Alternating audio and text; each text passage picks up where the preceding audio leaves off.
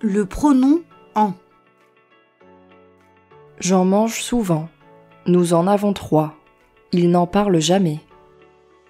Le pronom en, comme tous les pronoms, sert à remplacer un élément de la phrase pour éviter les répétitions. Je bois de l'eau. J'en bois. Il peut remplacer un nom introduit par un article partitif, comme du.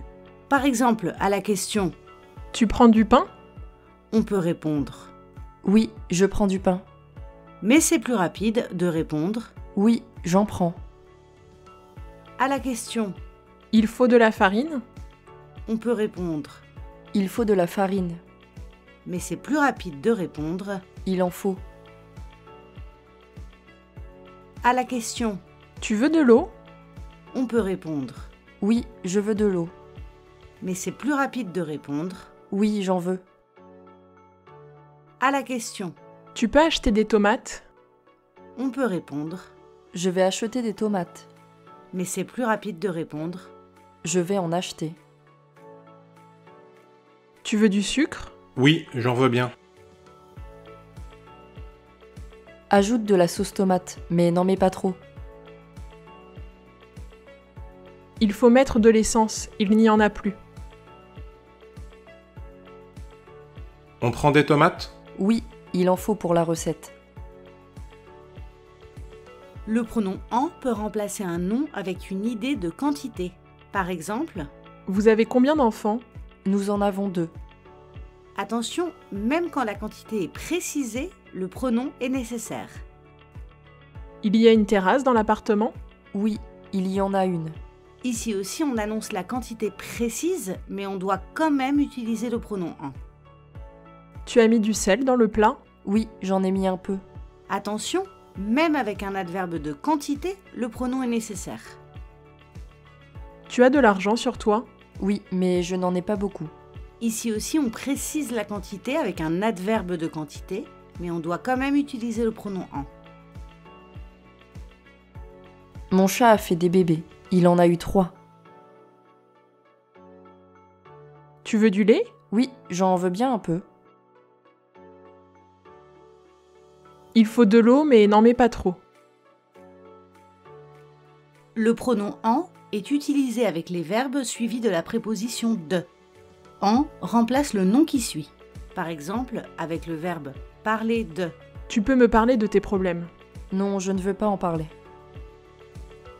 Avec le verbe se souvenir de. Tu te souviens de ce restaurant ? Oui, je m'en souviens très bien. Avec le verbe s'occuper de. Tu t'occupes des courses ? Oui, je m'en occupe ce soir.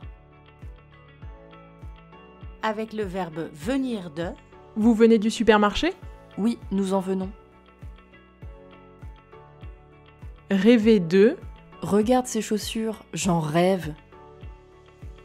Avoir envie de. Il n'en a pas envie.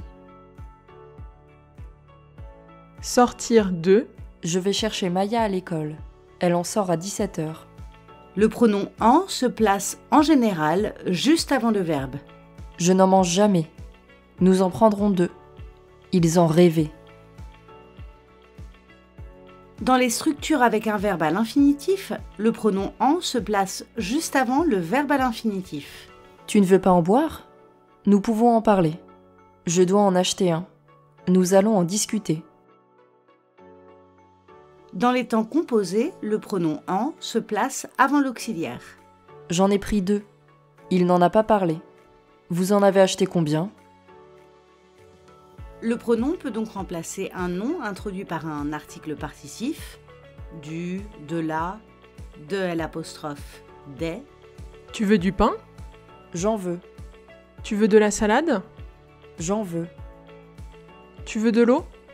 J'en veux. Tu veux des fruits ? J'en veux. Il peut aussi remplacer un nom avec une idée de quantité. Tu as combien de chiens ? J'en ai 2. Tu as des enfants ? Je n'en ai pas. Tu as du temps ? J'en ai un peu. Enfin, le pronom en peut remplacer un nom introduit par un verbe plus de. Rêver de quelque chose. J'en rêve. Parler de quelque chose. J'en parle. Le pronom en se place en général avant le verbe. J'en prendrai 12. Dans les structures avec un verbe conjugué et un verbe à l'infinitif, le pronom en se place devant le verbe à l'infinitif. Il ne veut pas en manger. Dans les temps composés, le pronom en se place devant l'auxiliaire. On en a acheté 1 kilo.